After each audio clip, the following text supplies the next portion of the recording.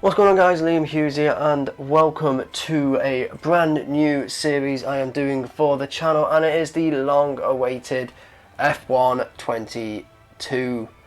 Nearly said 2022, but it is F1 22. It's going to take some getting used to, that is.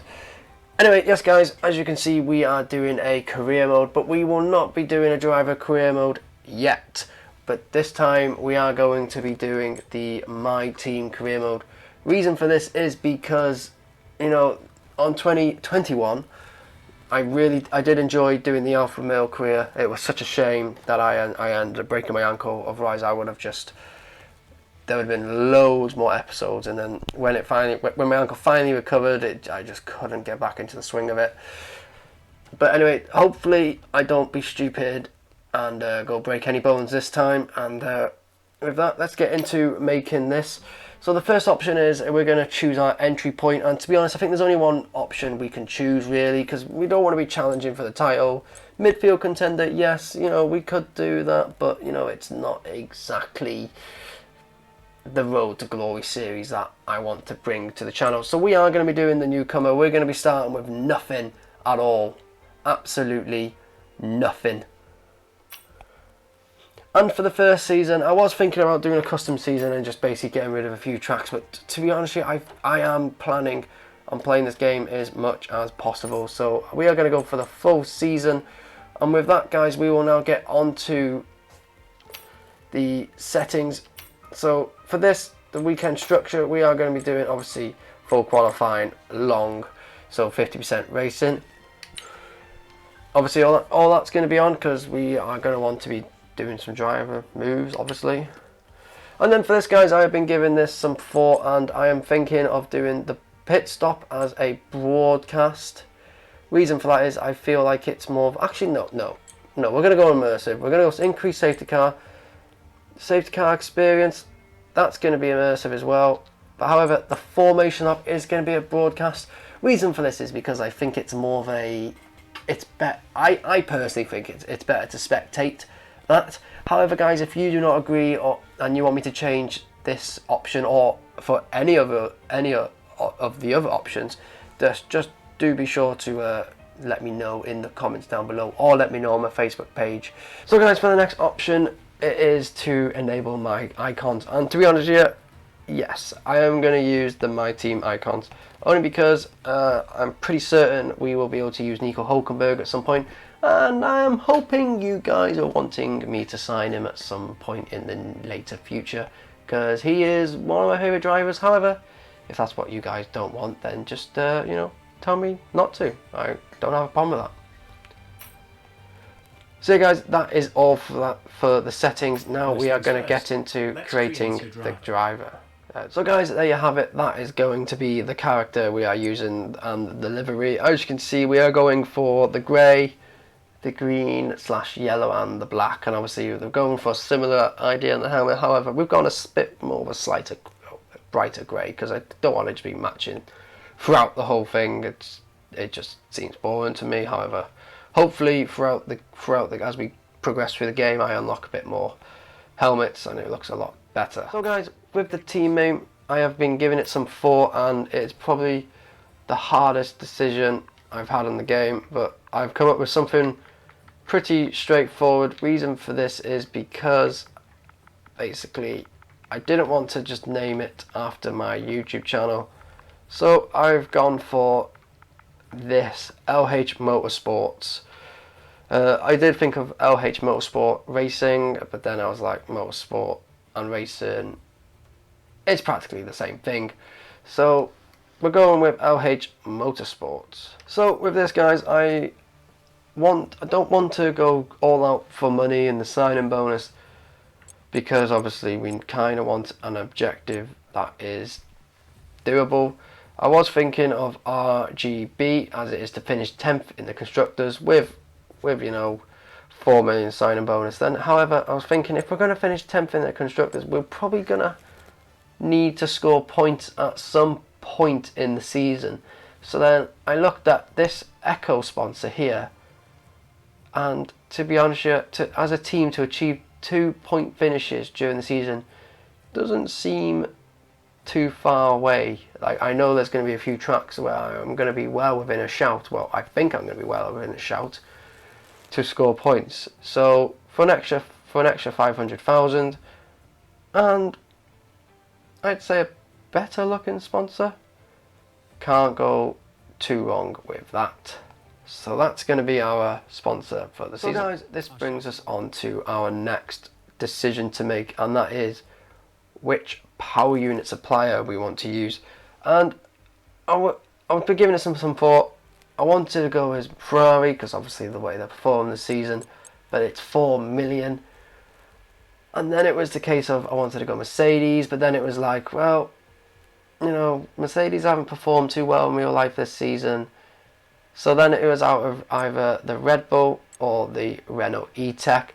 And really, if you the comparison is basically the Renault looks like it's going to last 2 laps and then blow up, whereas the Red Bull looks like it's going to last 2 laps but will be first, and then it'll blow up.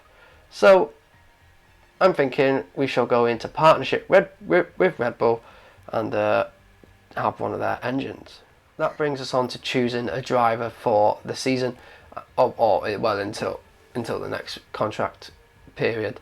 And I kind of was going into this decision with a very open mind. I honestly, obviously, I know the names. I know, you know, Porsche, Piastri. I know this guy. I'm absolutely Duvalo. You know, yeah, I'm just gonna shut up. Absolute, and obviously Yuri Vips. But to be honest here, there is only one clear winner in this, really, and that is the 76 rated Oscar Piastri. Like, I just couldn't justify, you know, spending 800k on Porsche, where for an extra 200k we could get a driver who is 9 extra rating. So that is 9. Yeah, that's 9. As you can, yeah, I'm terrible at maths, guys. So yeah, he is going to be our teammate for the season. I say season because I do intend on keeping him for the season. Obviously, you guys will get a say on that. So guys, we are going to go ahead and confirm that, and that is going to leave us with $600,000 in the bank to spend on facilities or maybe contract perks. I'm not too sure yet. Obviously, it depends on what facilities we get. So guys, this brings us on to the livery decision, and I have already picked out a livery. I've already had a play around, and this is going to be the livery we are going to run with for the first season. After that, we will see what happens, whether you guys are going to have a say or not. It depends. I'm not too sure how you guys would get a say in it, because it's going to be different. I suppose you could get a say in the colour of it. That would possibly work. Yeah, that would work. But for this season, we're going to go over the white, yellow / green and black, because quite frankly, I really do like that. That is pretty slick, and especially with the minimum choice we have. We don't really have much choice. Like, I was kind of gutted you couldn't change the colour scheme for that, because I did have a nice idea for that, but it's not going to work. There was a few others that I nearly tried out, but really this one was the one that stood out for me the most. There is a livery in the season pass this year that I have got my eyes on, so hopefully that could be next season's livery. I also will be doing, you know, the one-off special liveries here and there. You know, if for some reason I'm playing on the game and I'm just making liveries, and for some strange reason I find a good livery and I think, yeah, I need to show you guys, and it could be the one-off livery. Who knows? But yeah, we ain't gonna have any of this, because none of it really stands out for me. I mean, this one's quite good, but it's just not really my thing. So guys, this brings us on to the next decision, and that is the team logo. And again, I've already picked it out and it was shown in the background. Let me just quickly create it now. So there we have it, guys. That is going to be the car livery and the team clothing and the team logo, of course, for the season. Hope you guys like the way I'm going with this. As you can see, it's a lovely nod to Brawn GP. They were probably one of my favourite teams back in 2009. Obviously, the Jensen Button season. That was a very good season. So I mean, that is now going to take us on to the next part, which is the questions from Will Buxton. Hello folks, and welcome to this, a very special edition of Paddock Pass. We're here at the headquarters of Formula One's newest team for an exclusive first look at what they will be bringing to the sport. It's always an exciting moment to welcome a new team onto the grid. However, what makes this occasion a little more special is how strikingly different the cars are this year. Yep, the long-awaited new regulations are finally here, and with them, the start of the next era of Formula One. The 2022 season ushers in a change of direction to the regulations aimed at promoting closer racing, with new aero additions in the form of swooping front and rear wings, along with the new eye-catching 18-inch low-profile tyres that will push tyre technology to the limit. So then, the question remains as to whether this team can grasp the opportunity before them with both hands and lead the charge against the rest of the paddock. We'll find out soon enough, as the new season is just about to begin. But first, let's see the unveiling of the team's car and meet the owner of the brand new Formula One team.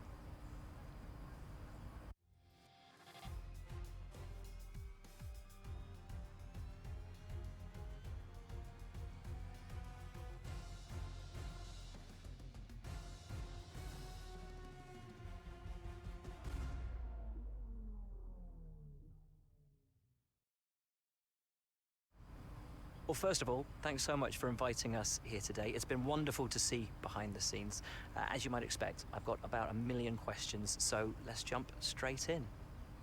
It's been a long time since we last saw a team owner take their own car onto the track, and the sport's changed enormously in the intervening years. How are you going to handle the responsibilities of both managing and driving for a Formula One team?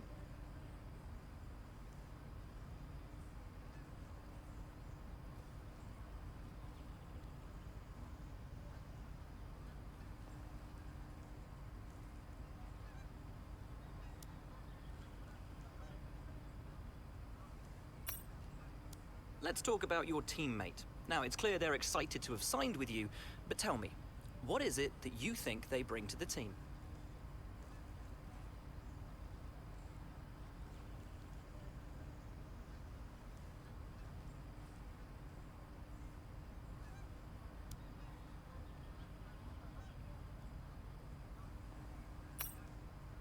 So you've obviously been putting a lot of work into the car. I know it's early days, but how do you expect it to feel out there?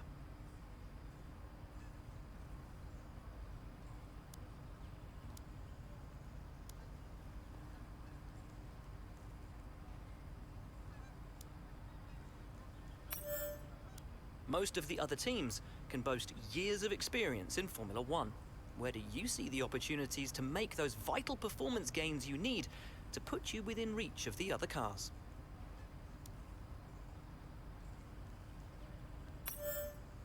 Ultimately, your success this season is going to come down to whether you can take positions from the other drivers. What is it about your car that's going to give you that edge in those battles?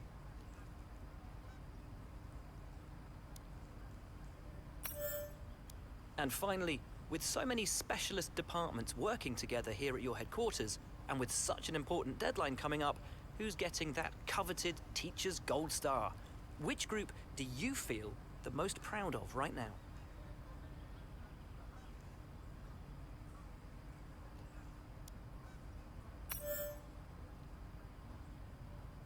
Well, thank you so much for your time. It's been wonderful to get an insight from you and, of course, to see around the headquarters. Thank you for today. Really appreciate it. And thank you all at home for watching as well. We'll see you very soon. So guys, here we are in the team HQ, and as you can see we have some activities, but first we're going to get into these messages. Feel free to pause the video and read these if you want, but it's pretty much a copy and paste thing as usual by the looks of it from the last year's game. Yeah, basically the same as usual. Let's have a look at our facilities. Yeah, that's what I wanted. I wanted to get the chassis up one so we could get the weight reduction upgrades in as soon as possible. For the R&D though, we are basically on par with McLaren, and to be honest here, it's probably going to be a bit difficult to stay ahead of McLaren and Aston Martin, especially towards the beginning. However, hopefully it won't get too bad. As you can see, we have one upgrade for the Aero 7 for the powertrain. I did try and edge towards the durability, but for some reason it said powertrain, so I must have misread something. But yeah, I definitely do want to get that chassis upgrades in as soon as possible, because as you can see there is let's have a look. Yeah, see, we're at the bottom on par with Aston Martin and McLaren. Whilst we're here, we'll have a look at the Aero. Yeah, basically around about the normal. Powertrain, we're at the top there. Did I buy that? Yeah, I just bought that. Oops, didn't want to do that. We just wanted to have a look. And then for the durability, we have, yeah, we're about there, which is to be expected. So to start, so basically, what I'm thinking of is getting, because I'm probably going to prioritize aero and chassis first. I am thinking of doing this because one, it gives us 500 resource points, and it gives us plus 50% in the aerodynamics and chassis department. And obviously with not, because I'm not planning on doing many upgrades on the powertrain and durability. I just think to give us the boost on what we're going to be concentrating on a bit more is definitely got to be what we're aiming off. And for this one, it's going to be a no-brainer. We want to make Oscar Piastri basically a beast, and if he can score points, then that's what we want. And on top of that, it brings us 250 R&D points, so we'll get that in. And yeah, there's no time there for us to do any more upgrades. However, what we will do is we will get the chassis upgrade in. We want a weight reduction, and that's a weight redistribution. So I suppose we'll get this. Yeah, we'll get the weight reduction in. We'll get that in. That should come in just before Bahrain, hopefully. That now goes to the 550, so we can't get them both done. Should we get? Do we get to do any other? Or is it all gone up? Yeah, it's all gone up now, isn't it? Not a problem. Not a problem. So obviously, with doing the aero and chassis focus, the chances are we won't want to do many durability upgrades because it's going to put it down by 15% if I remember correctly. So thinking about that, we're looking at the contracts here, probably going to get the power mapping perk. That's probably our best bet, as it reduces engine wear by 10%. So yeah, we're going to do that. We're going to get that in. We ain't gonna go all out and buy another one. I'm thinking I'm gonna see how Oscar Piastri does with in the practice sessions to do just to see how much R&D he brings in. And talking about practice sessions, I think I'm gonna do it the exact way I did the Alfa Romeo career. I'm gonna do the practice sessions behind the scenes and show you guys what I managed to get during that. However, if you guys do want to see the practice sessions, one, make sure to let me know in the comments, but two, I'm trying to be cautious on the time of the video. I'm pretty certain, because obviously this is the first episode of the series, this is probably going to be one of the longest, maybe. Obviously my editing is, obviously as of recording this, it's not edited, so I couldn't tell you for definite. Let's have a look at the driver market. Let's see who is up for grabs as in free agents. So obviously we got Michael Schumacher, Senna, Prost. Obviously we got the Jenson Button, another one of my favourite drivers of all time. Where is he? We got Massive Coulthard. Here he is. This guy I do want to sign at some point, and he's not that expensive either. However, guys, that will be down to you, completely up to you guys, if you want me to sign Nico Hulkenberg, or even possibly make Oscar Piastri a beast. He is 76 rated already. Let's sort this out so we can grab the ratings. Oh, I've gone past it. Like, I'm pretty certain he is better than a few drivers in F1. I may be wrong. I'm not exactly. So obviously he's better than the TP. I've been pretty devastated if he wasn't better than the TP, and he's on a show. So he's better than them too. I mean, that's the main thing. As long as he's better than the TP, I wasn't that fussed. So yeah, I'm happy we managed to get Oscar Piastri at 76 as well. I don't think I've actually ever played F1 and managed to get a teammate on my team actually so highly rated. So yeah, to be honest, I think I've covered everything there, guys. Not really much more we can do. Oh yeah, fair one. Yeah, obviously with the new regulations we have, we can use gearboxes when we want. Obviously we don't take penalties, but probably gonna have to will be taking penalties, because for some reason ever since starting 2021, my parts for my engine have just started to get like worn a lot more. But anyway, with that done, we will probably advance till the 7th, get our weekly resources, and then see what we're left with, and then see what other R&D upgrades we have. So there we have it. We have now 650 R&D points, so that does mean we will be able to get an upgrade. See what it recommends. It recommends the rear floor under tray, and to be honest here, I am not going to argue that. I won't argue that one bit, because that will take us above Haas and just above McLaren, obviously, as long as they don't do any more upgrades. And again, I did say I do want to smash out chassis, and yeah, I'm just going to stop talking about it. We're just going to get it done, and that should come in just before Saudi Arabia. So with that done, nothing really much else to do except for advance to the 14th and get our next weekly resources. So there we go, guys. We now have 750 R&D points. Obviously, that we're thanks to the activity we did. I completely forgot what it was called. Oh, the chassis, well, yeah. So now we got some more. So really, I'm thinking either one of these aeros. Yeah, I'm probably gonna do I'm thinking front nose aero. It's going to come in just before Australia. It is 36% chance of failure.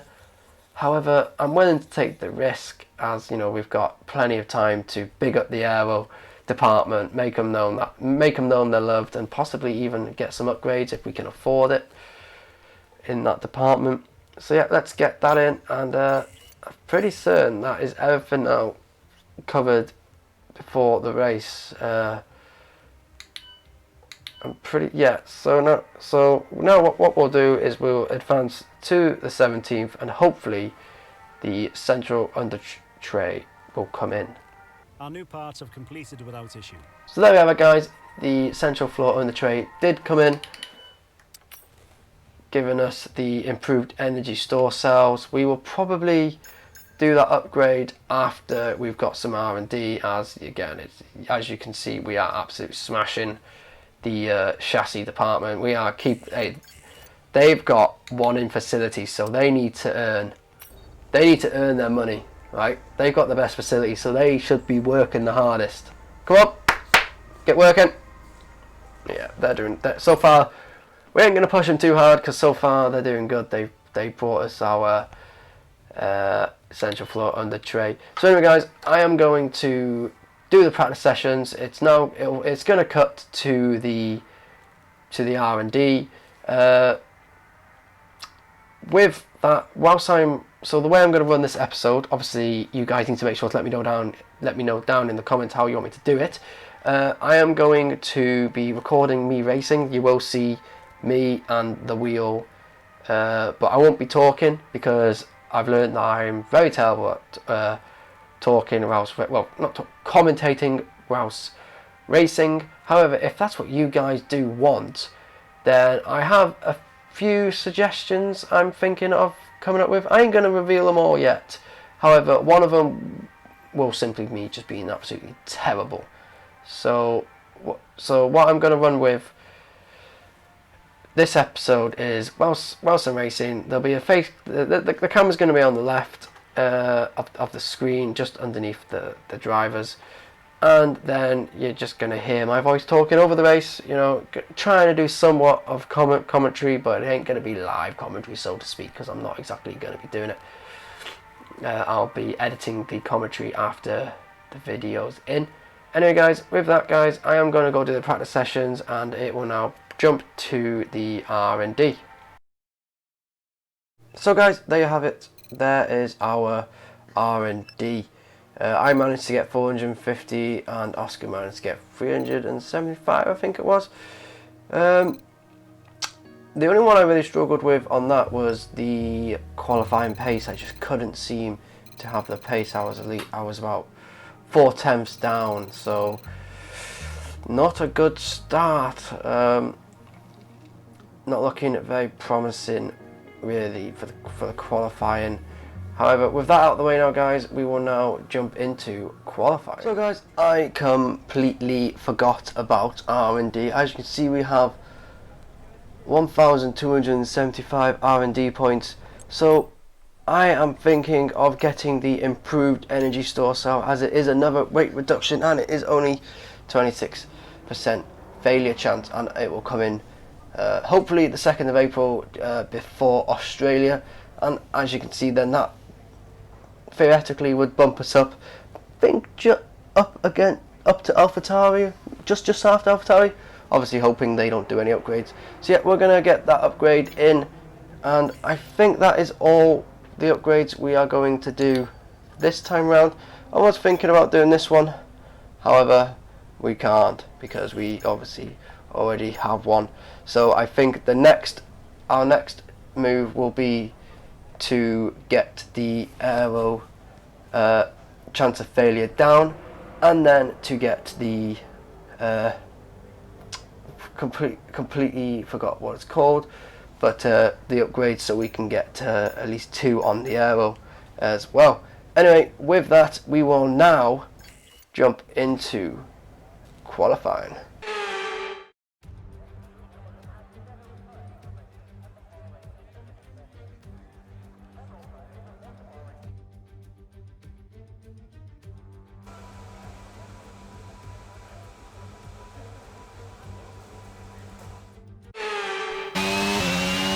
So guys, here we are for our first lap in qualifying.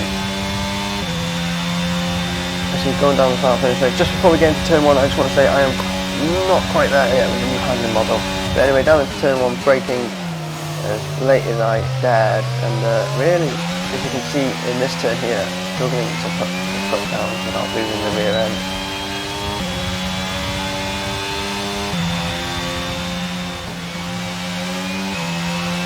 See the Sebastian Vettel setting the fastest lap. Going really deep down into this turn here. Really struggling throughout this lap, to be fair.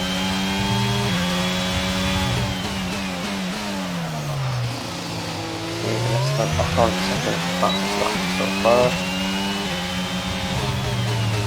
And then anyway, coming down to the last turn here. Straight to the finish. And we set, what is it going to be? We set a 1:32.3, and as you can see, Oscar Piastri is absolutely smasher so far. But to be fair, that was kind of expected, especially it's the first lap, and he is pretty highly rated. But as you can see there, we are just tumbling down the order. So we need to go back out. We've only got 2 laps of fuel left. Here we are now for lap 2.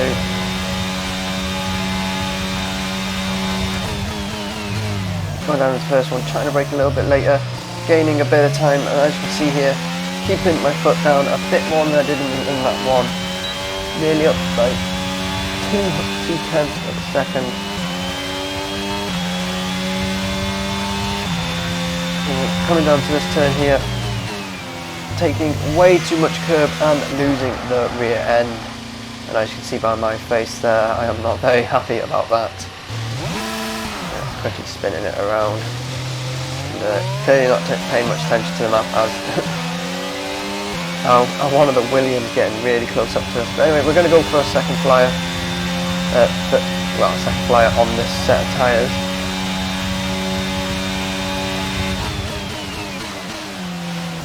Once again into turn 1, think kind of got nailed, but again losing a bit of time. But anyway, keeping the foot down like I did last time round.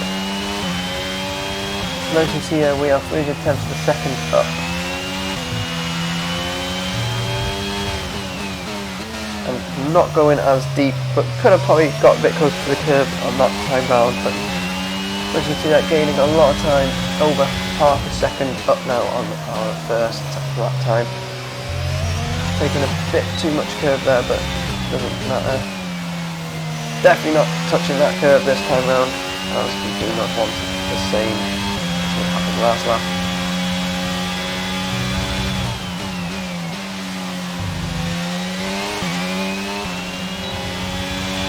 And coming down to the finish now, new set at 1:31, which puts us in 14th place. Your last lap's moved you. However, we do not stay there. Nice work. So guys, there you have it. We were knocked out in qualifying 1. As you can see, we finished in P18. However, Sebastian Vettel has got a 5-place grid penalty, so that will bump us up to P17, thankfully. And the main story here is that Oscar Piastri qualified for Q2 in his first ever F1 qualifying session. So fair play to him. We were what, 4 times off his pace, maybe? Yeah, roughly about 4 times off his pace. Felt like the pace was there. I just couldn't seem to put it all together in a lap. And oh, hang on a minute. Oh wow. Oh, okay. So Lewis Hamilton has got disqualified, and Lance Stroll has also got a 5-place grid penalty. Let's see what all this is about. Let's have a look. Right, so, okay, so Hamilton is parked in a dangerous location, so he's been disqualified for that.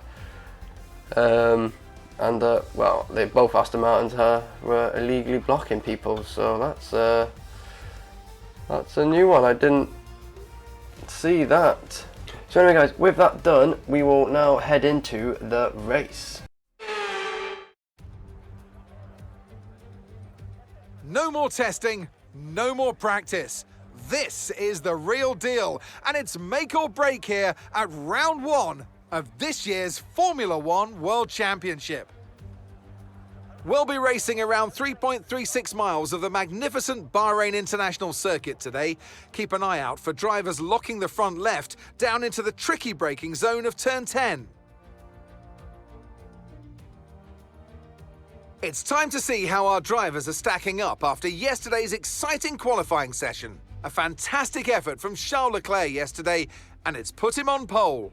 And the smooth operator Carlos Sainz completes the front row. Considering the rest of the grid, we have Verstappen, Perez, George Russell, and Bottas, Fernando Alonso, Ocon, Magnussen, and Yuki Tsunoda, Norris, Gasly, Mick Schumacher, and Ricciardo, Oscar Piastri, Albon, Hughes, and Nicholas Latifi, Joe, Vettel, they've taken a grid penalty, Hamilton, and Lance Stroll brings the grid to a close.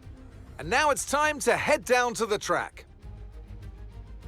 A new season then, a clean slate where anything could happen. Anthony Davidson is with me today as once again we get another year of Formula 1 underway. We're into those tense few minutes before the first race then. Everyone's a little bit nervous about reliability. They haven't been running in the hot, turbulent wake of other cars in practice, and they've not been pushing at 100% for long durations. Let's hope no one has to deal with any nasty surprises. So here we are now guys, looking at our strategy for the race, and as you can see it seems to be the medium and hard strategy is the advisable strategy. However, we're going to have a little play around here, and if you see here, we are looking at doing possibly a medium to soft, as it is a bit less time. However, we do need to be cautious with the wear. However, there you can see is our alternative strategy would be to do the medium hard strategy, but I think I'm going to go for the medium soft. So as the formation lap gets underway here for the first time this season, each driver will be wanting to make an impactful start to their season by earning those crucial points and getting a confidence booster right from the off.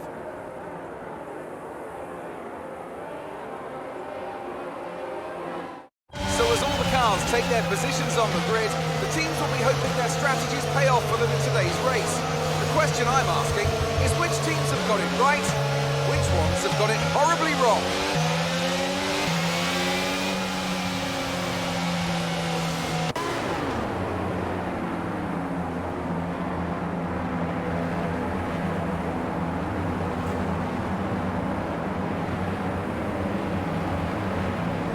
So here we are, guys, using the broadcast formation lap. As you can see, forming up on the grid for the first time this season. Here we are, waiting for the 5 red lights to go out. And it's lights out and away we go. Don't seem to get a good start. I was intending on losing quite a few positions, dropping down to 20th. However, we are going to make a dive down the outside to gain those positions. Right, trying to go around the Williams, seeing Oscar Piastri. As you can see there, a bit of contact was made.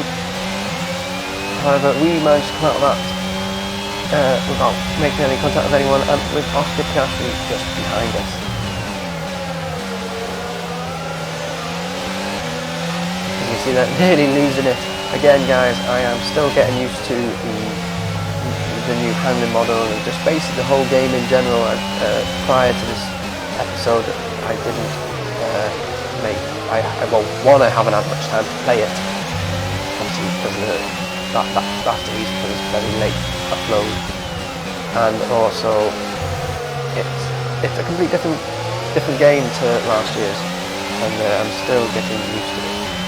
Anyway, as you can see here, trying to get past Vettel, but just not seeming to have the pace coming out of corners. We're going into the corners, that seems to be where we are gaining.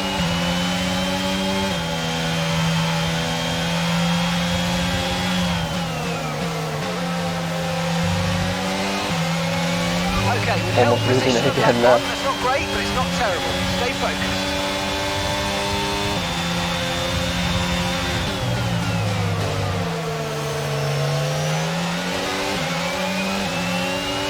Alright, now coming in for our second lap.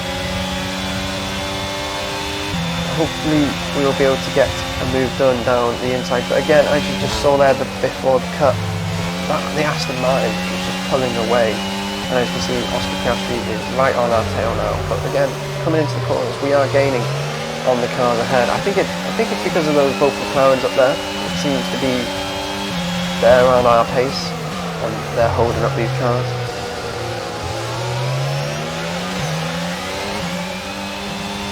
As you can see there, Charles Leclerc setting it fast lap. And coming really good, going around the outside, mounting that curve as much as possible, seems to get a better traction, but again, what is apparent is that, as you can see, in the straight line, the Aston Martin seems to be better. However, we do start to start gaining, as you just saw there, Ricardo going into the pit. But anyway, Vettel going down the inside on Albon, nearly getting the move done. And then as you can see, that opens the door for Piastri to try and make the move on us. You can see that Hamilton is also running in P18 after starting, was it last or 18th? 19th, I mean.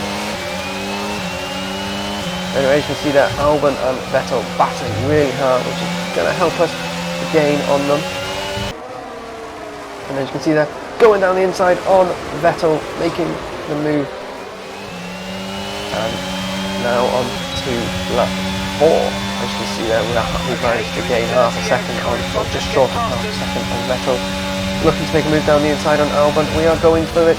We're going to make a dive. As you can see, he locks up his brakes and we get the move done. However, he does come back at us briefly. However, we managed to get the traction down and also the DRS.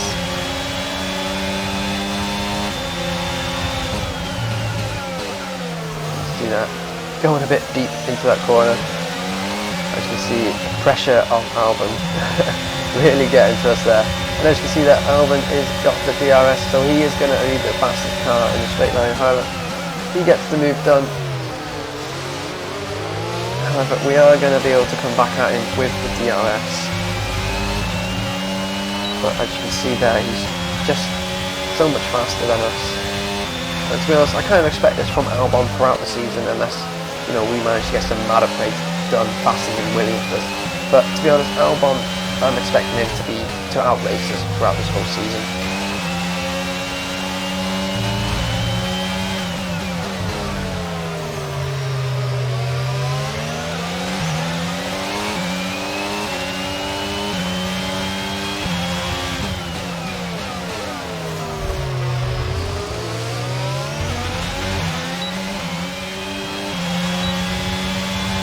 Anyway, now coming on to lap 6, nothing has changed except for Hamilton has now passed Oscar Piastri and Vettel, so he is behind us by 2.8 seconds, so we have a bit of time to try and get this move done on Albon. However, I can't, you know, I'm giving it all I've got and I just cannot get up to him or even get any close to him to even put any kind of pressure on. And as you can see here, Hamilton finally catches on lap 8. Nothing much happened on the previous laps, so I didn't see any need to record to show you them. Anyway, as you can see here, George Russell is now out on lap 9, which is such a shame really, because he is one of my favourite drivers.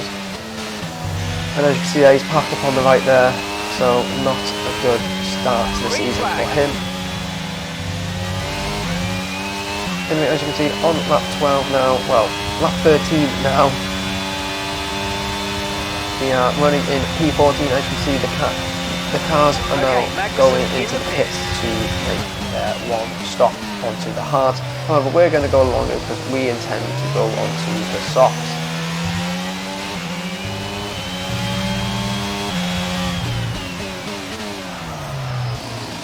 See that going really deep. Oscar Piastri, don't know what happened to him there, but as you can see, it's caused a massive hold up in the back there.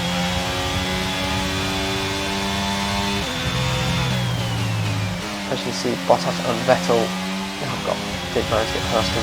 And as you can see here now, guys, we are now going to now pass a few more cars in the pit lane, which will now bump us up to P9, just coming out behind the Alonso in the Alpine.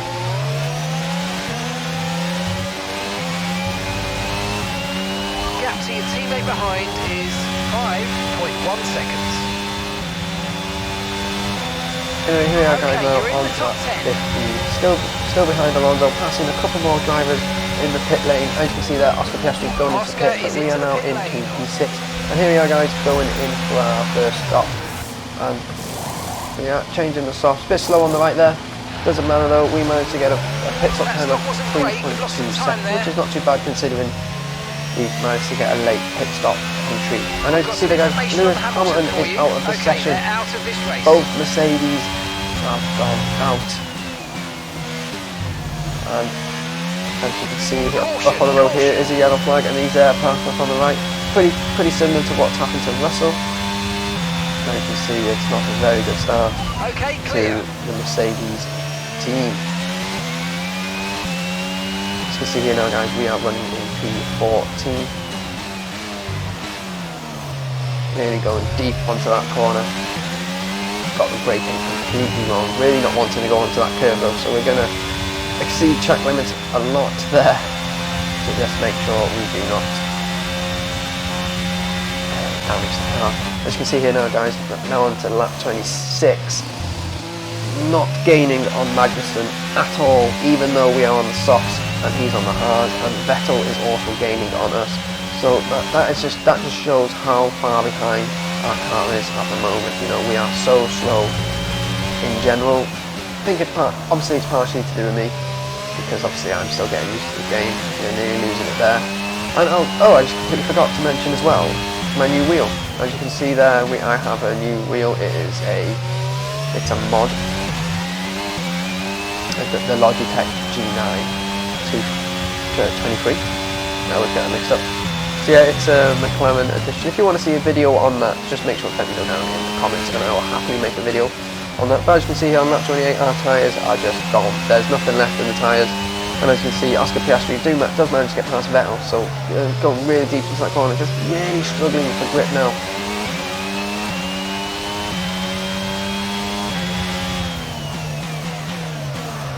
And as you can see here now, he is just closing up on me every corner.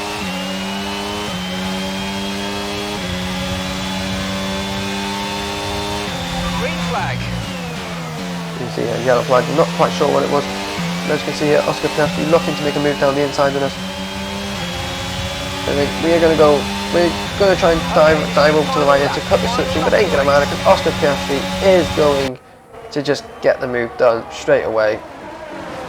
Going around the outside of us. Really, could have really given up, but I didn't want to make any contact with Vettel. As you can see there, Charles Leclerc taking the checkered flag, winning the first race, and as you can see here, Vettel going down the inside. Forcing us to go the long way round and him getting the move done. And then we are going to get a chance to come back at him. And as you can see, and as you have seen throughout the whole race, we have struggled against Vettel. You know, he just seems to be a lot faster, and that's to be expected a long time. But anyway, we're losing control. Great. Wow.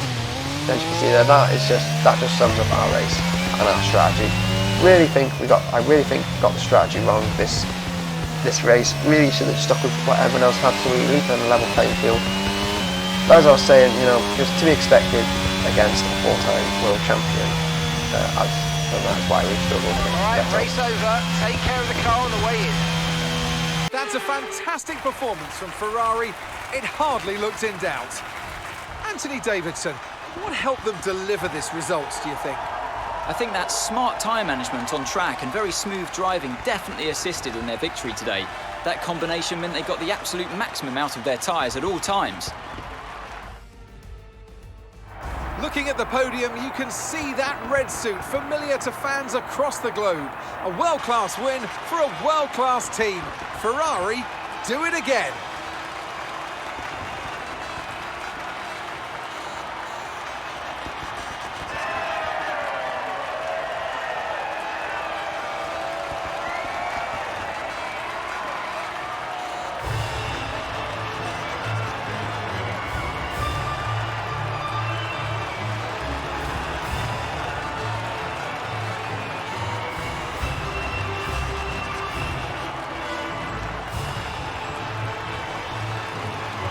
Let's see how the driver's standings have changed. Charles Leclerc's points today take him to the top of the championship standings. Let's focus on the driver of the day, Anthony Davidson. Who do you pick? Sebastian Vettel would definitely be my first choice. He showed up a lot of the drivers out on the track today and didn't show any signs of slowing down. It's time to check out the constructors' standings. Ferrari take the lead at the top of the table. I'm equal parts exhausted and elated with this weekend of Formula One, so be sure to join us for the next one. Well. That didn't go to plan, did it? Just towards the end, it was just...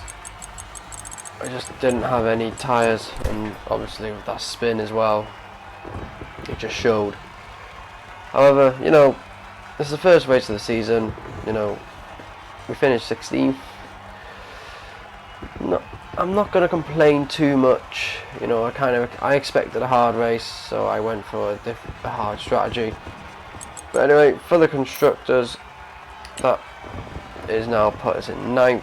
Obviously Ferrari with the 44 points, Red Bull with 24, Alpine with the 14, Alfa Romeo with the 8, joint with AlphaTauri, Haas with 1, and then the rest haven't scored any.